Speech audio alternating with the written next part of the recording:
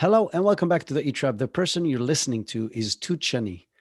Toot is the CEO and one of the co-founders of the largest ecosystem for startups in Israel. And since Israel is the startup nation and she's the head of the largest ecosystem for startups in Israel, it's very obvious that we're going to talk about startup mentality, startup nation mentality, what makes Israel and Israeli startups so unique, what are the pros and cons of that mentality, and how you can take that and take the good without the bad and implement it in your business.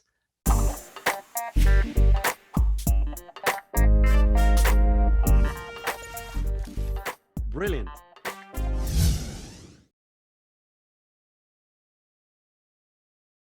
You talked a lot about like the Israeli mentality. Let's paint that picture. What is it that we call the startup nation mentality or the Israeli innovation mentality? What is the Israeli innovation mentality? Passion, and specifically passion on the project. Like a big difference between an Israeli entrepreneur and many entrepreneurs in other places in the world. In Israel, you would find very, very few founders that are driven by the money versus other places in the world. In other places, you would see entrepreneurs that are looking for the opportunity that would be the most, monetizable or lucrative. Yeah. In Israel, it's not the case. Like majority of the cases, the Israeli founder is driven by the passion for the project, like for the functionalities, for the product, for the technology, not for the business opportunity. Solving the riddle, right? Yes, and also being unique. Yeah. Being different, doing something that was not done before. Often it is about solving a problem that is a personal problem. One key aspect that I think is very distinctive is that the Israeli entrepreneur is not focused on, analyzing their reality and just stating that, but rather once analyzing the reality, it's driving us to actually solve the problem. Yeah. By the way, this is one of the reasons why consultancy is a very, very strong point in many other places in the world. But in Israel, consultancy is not something so common because we're not a culture that is focused on analyzing and understanding, but rather we are a culture that is focused on doing.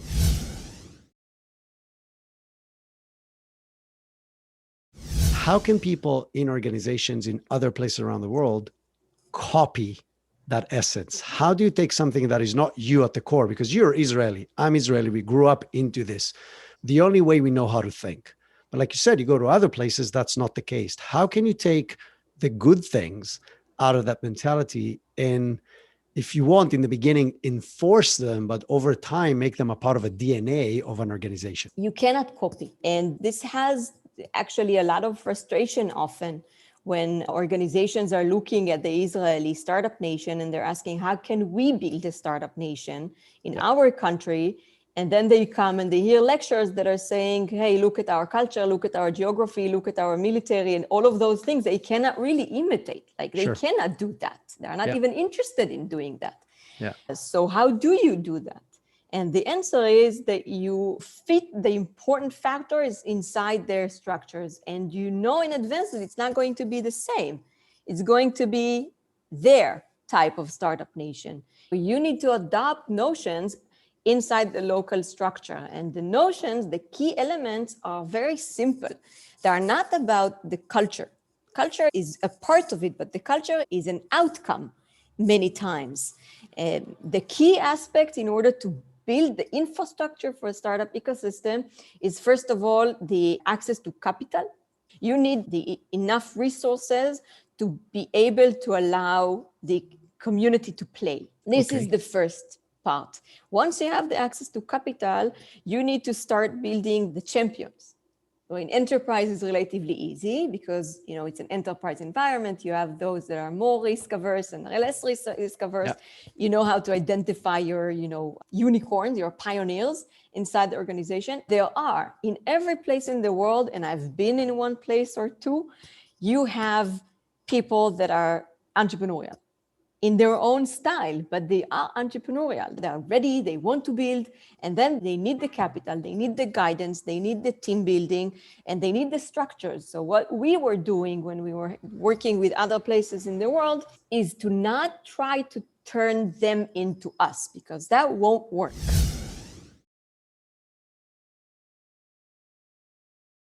Let's talk a little bit about the Startup Nation. What are the benefits of being out of the box thinkers, questioning everything, running fast, getting shit done? What are the benefits of that? The notion of starting is the benefit. If you compare us to cultures like Japan, for example, Israel is number one in startup companies per capita. The fact that we have the most amount of startup companies per person in the country, it's insane. It's such a small country with so many innovations. You know, the cherry tomato is an Israeli invention. The irrigation system is an Israeli invention.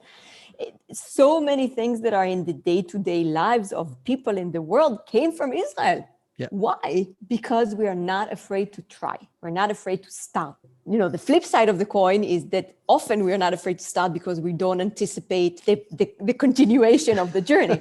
So, so when you're a baby and you don't know you can fall, then you stand up and you try to walk. It's the same. We're just not afraid to stand up and try because we don't have enough vision to think of the possible failures. We don't even consider ourselves with analyzing or trying to figure it out. And that creates a situation where we're not afraid to try. I know. I think that's maybe the biggest problem that most entrepreneurs have, right? Is getting started. There's a few great books I'm thinking of. One is by Chris Kremitzos. It's called Start Ugly. And he specifically talks about podcasting because he runs this amazing podcast community, but it's the same thing. Like, everybody's just questioning all the time, and then they don't start because they don't feel ready enough, or they don't feel they have enough money, or they don't have a good. And in Israel, it's the other way around. Like, okay, let's get it done, and then we see what happens. Yeah. The other one is there's a great book called Everything is Figure-Outable. And that's brilliant. And that's kind of like the Israeli concept. Like, yeah, we'll figure it out. I mean, how complicated can it be?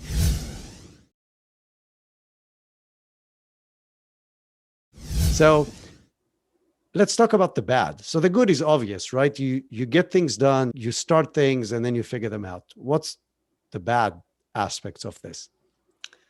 So there are a few.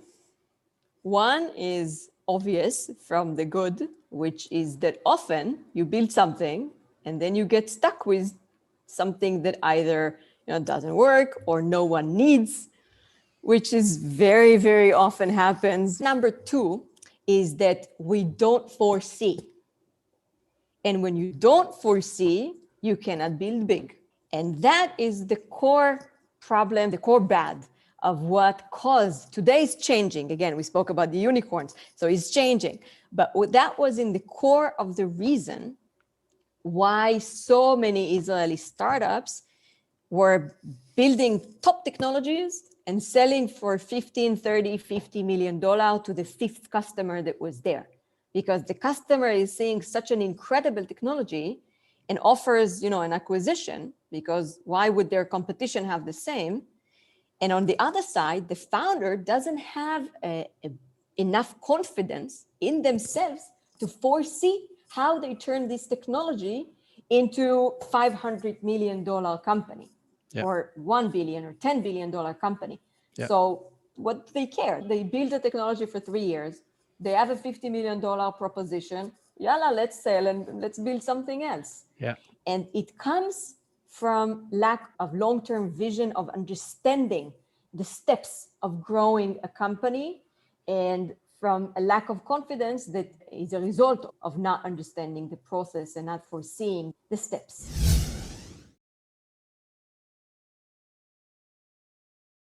How do you take the good things from the Israeli startup mentality and avoid the bad if you're currently in a business and obviously not Israeli, because most of the people listening to this are not Israelis? So how do you take the good and not bring the baggage of the bad with it?